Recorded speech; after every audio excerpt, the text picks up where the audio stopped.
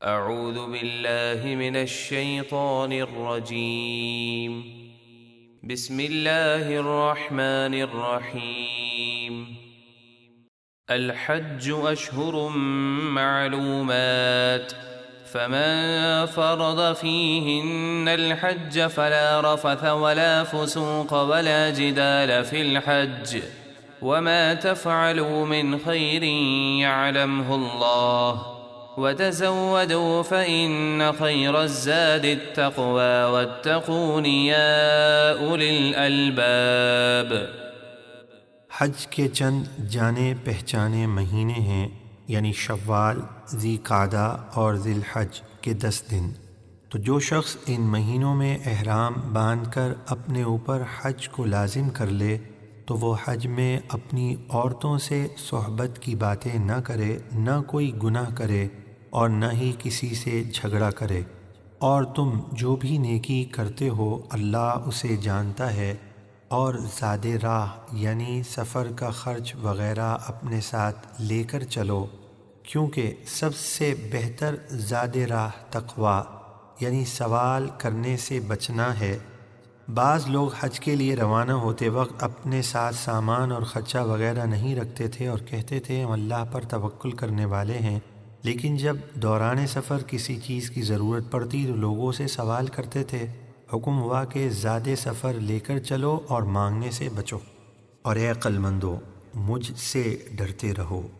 ليس عليكم جناح أن تبتغوا فضلا من ربكم فإذا أفضتم من عرفات فاذكروا الله عند المشعر الحرام واذكروه كما هداكم وإن كنتم من قبله لمن الضالين۔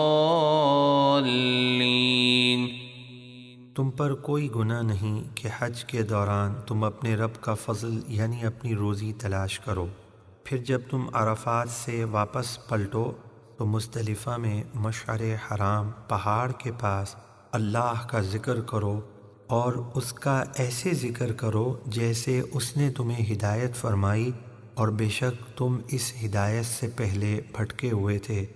ثم أفيضوا من حيث أفاض الناس واستغفروا الله إن الله غفور رحيم۔ پھر اے قریش تم بھی میدان عرفات جا کر وہیں سے واپس پلٹو جہاں سے دوسرے لوگ پلٹتے ہیں۔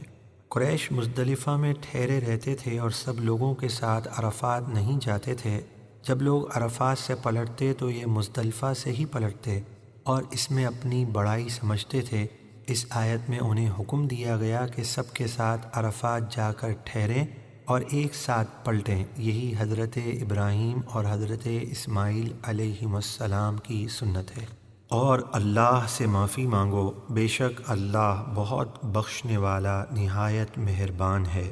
فَإِذَا قَضَيْتُم مَّنَاسِكَكُمْ فَاذْكُرُوا اللَّهَ كَذِكْرِكُمْ آبَاءَكُمْ أَوْ أَشَدَّ ذِكْرًا فَمِنَ النَّاسِ مَن يَقُولُ رَبَّنَا آتِنَا فِي الدُّنْيَا وَمَا لَهُ فِي الْآخِرَةِ مِنْ خَلَاقٍ۔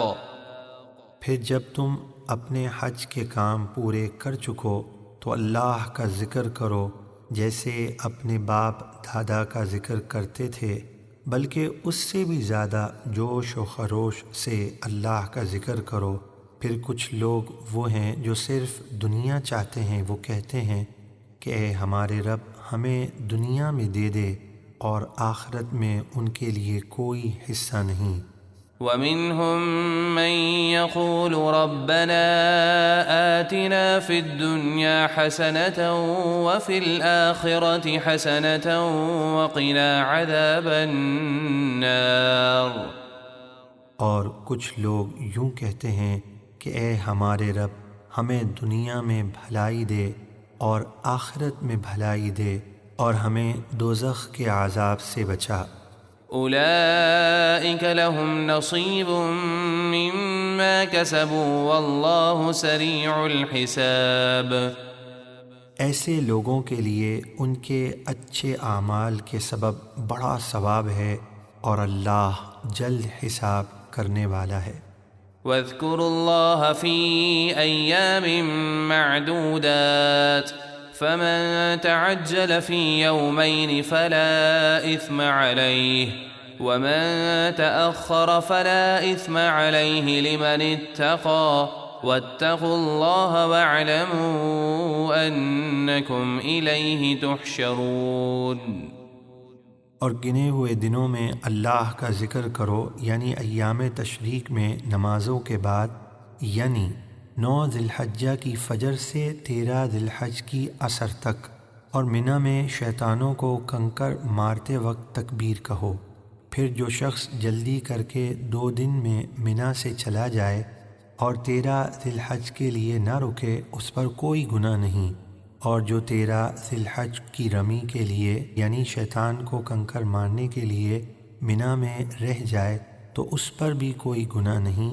یہ خوشخبری پرہیزگار حاجی کے لیے ہے، اور تم اللہ سے ڈرتے رہو اور یقین رکھو کہ تم اسی کی طرف جمع کیے جاؤ گے۔ ومن الناس من يعجبك قوله في الحياة الدنيا ويشهد الله على ما في قلبه وهو ألد الخصام۔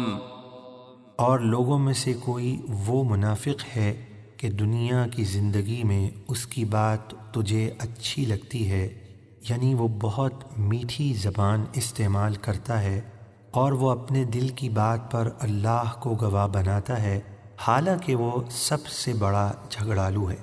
وَإِذَا تَوَلَّى سَعَى فِي الْأَرْضِ لِيُفْسِدَ فِيهَا وَيُهْلِكَ الْحَرْثَ وَالنَّسْلَ وَاللَّهُ لَا يُحِبُّ الْفَسَادَ۔ اور جب پیٹھ پھیر کر جاتا ہے تو زمین میں فساد ڈالتا پھرتا ہے، اور کھیتی اور جانوروں کو ہلاک کرتا ہے، اور اللہ فساد کو پسند نہیں فرماتا۔ وَإِذَا قِيلَ لَهُ اتَّقِ اللَّهَ أَخَذَتْهُ الْعِزَّةُ بِالْإِثْمِ فَحَسْبُهُ جَهَنَّمُ وَلَبِئْسَ الْمِهَادُ۔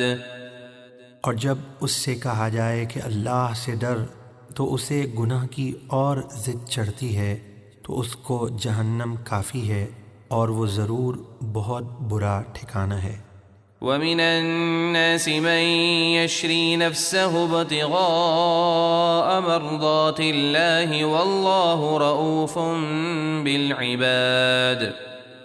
اور لوگوں میں سے کوئی وہ صحابی حضرت صہیب رومی ہیں جو اللہ کی خوشنودی حاصل کرنے کے لیے اپنی جان بیچتے ہیں، اور اللہ بندوں پر بہت مہربان ہے۔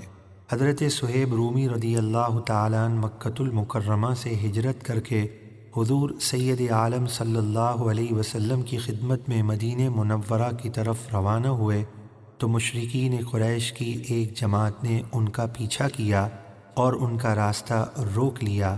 آخر یہ بات طے ہوئی کہ جو میرا مال فلاں جگہ پر موجود ہے تم وہ میرا سب کچھ لے لو اور مجھے ہجرت کرنے دو۔ اس پر کفار راضی ہو گئے اور آپ نے اپنا تمام مال انہیں دے دیا۔ حضور علیہ الصلاۃ والسلام کی خدمت میں جب یہ حاضر ہوئے تو یہ آیت کریمہ نازل ہوئی۔ يا أيها الذين آمنوا ادخلوا في السلم كافة ولا تتبعوا خطوات الشيطان إنه لكم عدو مبين۔ اے ایمان والو، اسلام میں پوری طرح داخل ہو جاؤ اور شیطان کے قدموں کی پیروی نہ کرو، بے شک وہ تمہارا کھلا دشمن ہے۔